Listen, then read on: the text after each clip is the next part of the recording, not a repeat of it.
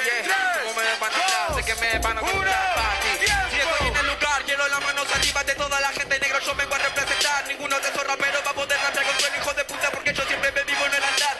Este es un rapero que nunca me jode. Mira como el tenis se queda en game over. Me hace acordar a River porque va a descender y encima le pega a los jugadores. Este es un rapero pero nunca me jode. Tengo este flow que ahora te la pone. Ey, mira cómo lo hace demasiado bien. Todo se me queda en game over. Quiero las manos arriba de toda la gente. Mira cómo mierda duele ser las improvisaciones. Mira cómo mierda puedo estar último en la tabla, pero sigo demostrando ser de los mejores.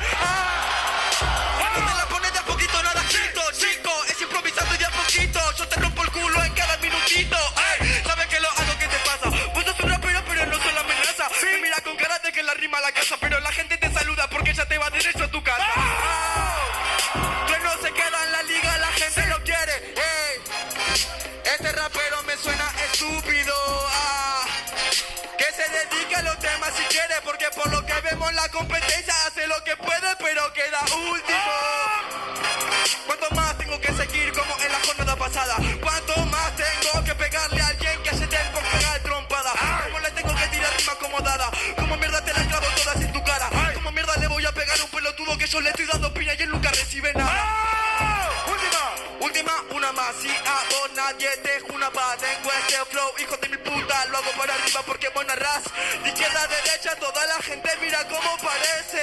La plata te está saludando, guachito, te fuiste de la FMS.